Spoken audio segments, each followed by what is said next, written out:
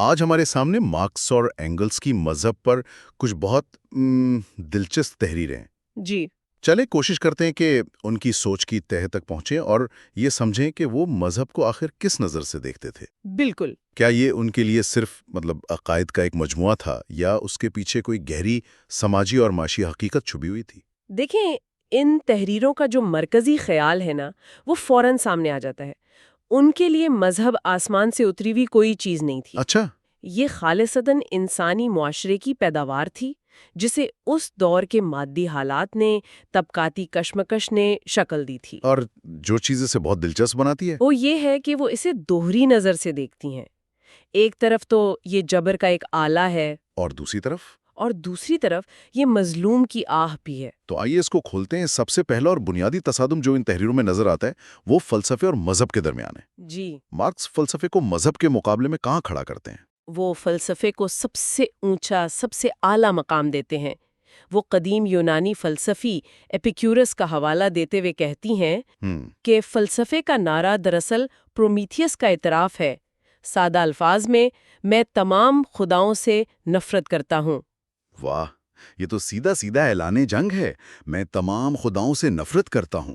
بالکل۔ یہ صرف ایک فلسفیانہ نقطہ نہیں، یہ تو ایک ذاتی اور سیاسی منشور لگتا ہے۔ جی، ان کے نزدیک کوئی بھی آسمانی یا زمینی خدا انسانی شعور کے برابر یا اس سے بڑا نہیں ہو سکتا۔ انسانی شعور ہی سب سے بڑی الوہیت ہے۔ اس کا مطلب تو یہ ہوا کہ نہیں، یوں کہیں کہ وہ انسان کو کائنات کے مرکز میں رکھ رہے ہیں، کسی خدا کو نہیں۔ بالکل، ان کے لیے انسانی شعور ہی تمام خیالات کا خالق ہے، بشمول خدا کے خیال کا۔ تو تخلیق اپنے خالق سے بڑی نہیں ہو سکتی؟ جی، یعنی خدا کا تصور انسانی دماغ سے بڑا نہیں ہو سکتا۔ لیکن یہ صرف ایک اب کہیں کتابی بات نہیں تھی، اس کا اطلاق حقیقی دنیا پر ہوتا تھا۔ اچھا، وہ کیسے؟ عملی طور پر اس جرت مندانہ موقف کا کیا نتیجہ نکلتا ہے؟ اس کا تعلق براہ راست آزادی صحافت اور سینسرشپ کی بحث سے ہے۔ اچھا، ان تحریروں میں اس بات پر شدید تنقید کی گئی ہے کہ ریاست اور مذہبی ادارے مل کر پریس کو کنٹرول کرتے ہیں تاکہ تنقیدی خیالات کو دبایا جا سکے۔ بالکل، تاکہ فلسفیانہ اور تنقیدی خیالات کو عوام تک پہنچنے سے روکا جا سکے۔ ان کے مطابق یہ کہنا کہ اخبارات میں فلسفے پر بحث نہیں ہونی چاہیے، یہ تو آزادی صحافت پر حملہ ہے۔ جی، ایک نیا پولیس حملہ ہے۔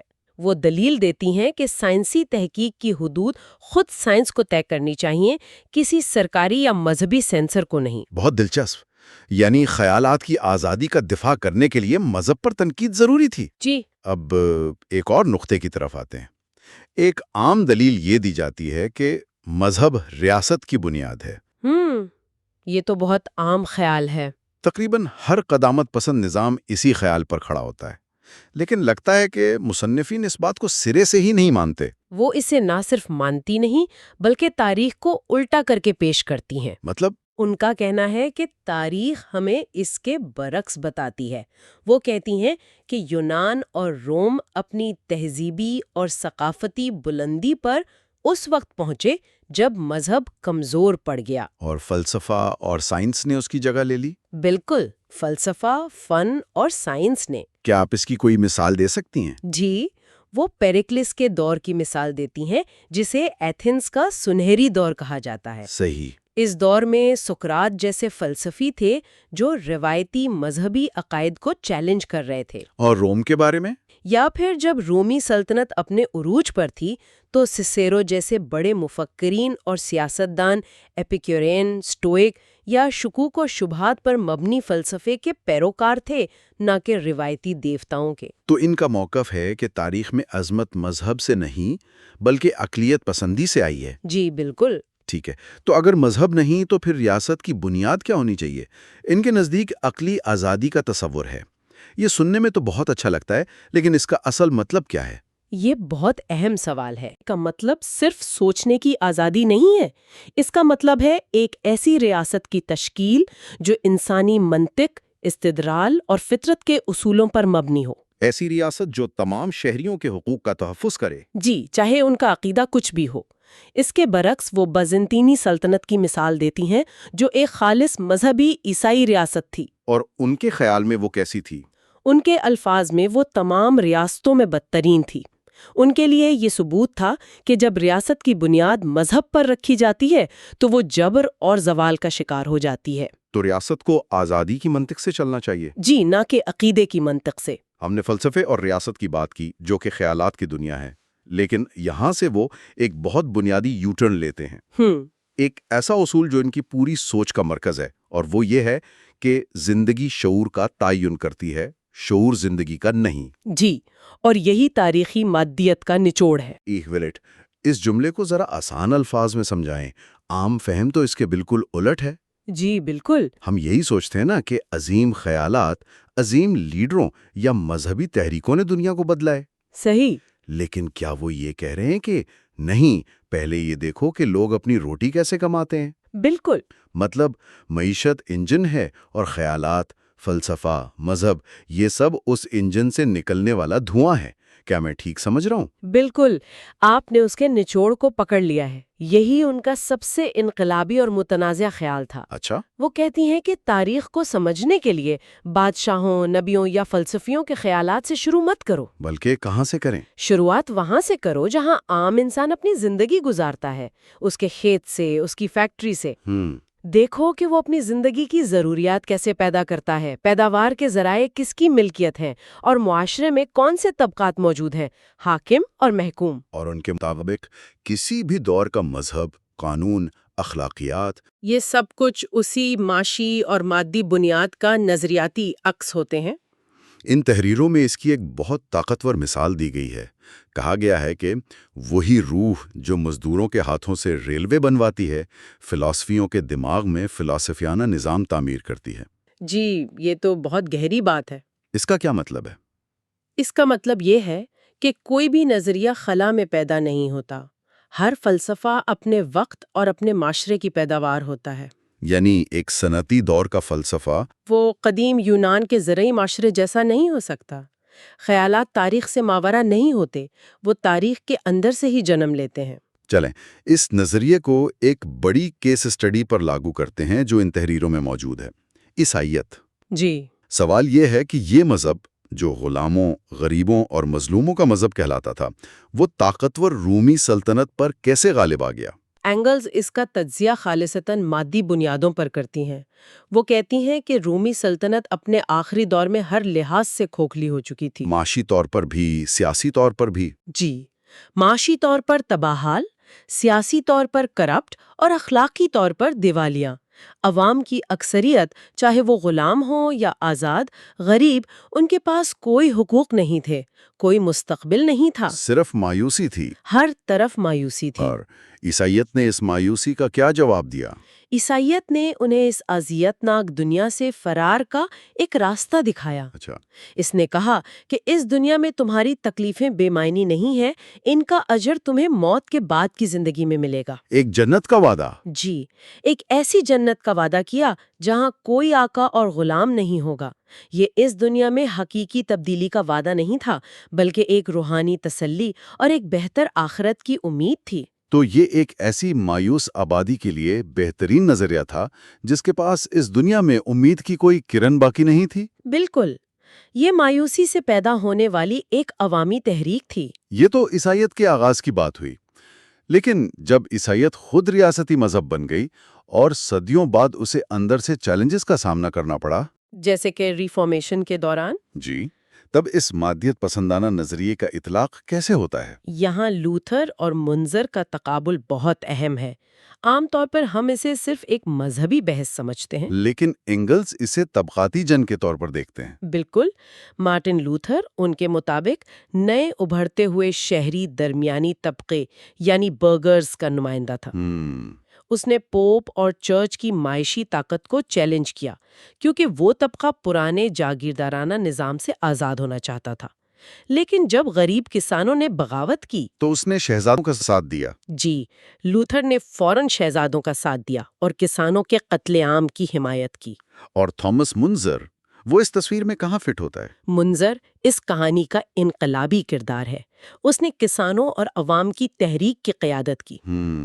اس نے عیسائیت کی مساوات کی تعلیم کو لفظی معنوں میں لیا اور کہا کہ خدا کی بادشاہت صرف آسمان پر نہیں بلکہ زمین پر قائم ہونی چاہیے۔ جی بالکل، اس کا مطلب تھا طبقاتی فرق کا خاتمہ اور دولت کی منصفانہ تقسیم۔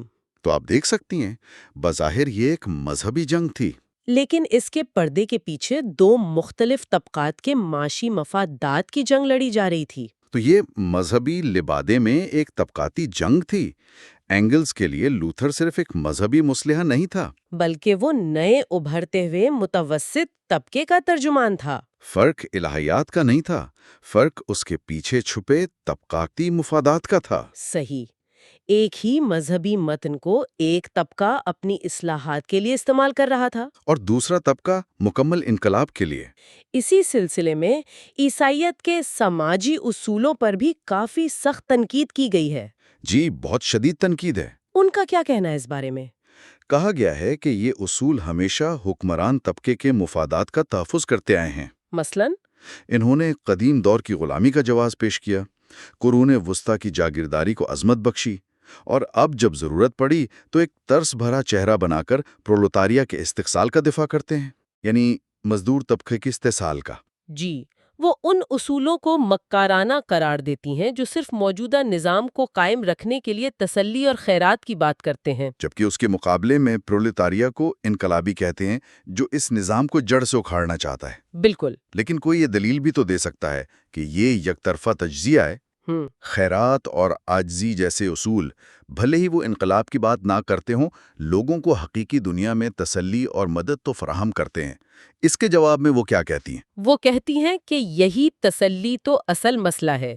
یہ مشہور جملہ کہ مذہب عوام کے لیے افیون ہے، اسی تناظر میں ہے۔ افیون درد کو کم کرتی ہے لیکن بیماری کا علاج نہیں کرتی۔ بالکل، یہ تسلی مظلوم کو اپنی حالت پر صبر کرنے اور اسے خدا کی مرضی سمجھ کر قبول کرنے پر آمادہ کرتی ہے۔ یہ اسے اپنی زنجیروں سے محبت کرنا سکھاتی ہے۔ جی، بجائے اس کے کہ وہ ان زنجیروں کو توڑنے کے لیے اٹھ کھڑا ہو، لہٰذا ان کے نزدیک یہ تسلی دراصل انقلاب کی راہ میں ایک رکاوٹ ہے۔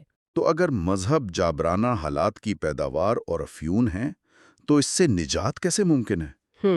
کیا صرف اس پر تنقید کرنا، اس کی خامیوں کو اجاگر کرنا کافی ہے؟ نہیں، بالکل نہیں، اور یہی ان کے فلسفے کا عملی پہلو ہے۔ اچھا، وہ کہتی ہیں کہ صرف نظریاتی تنقید سے مذہب ختم نہیں ہو سکتا۔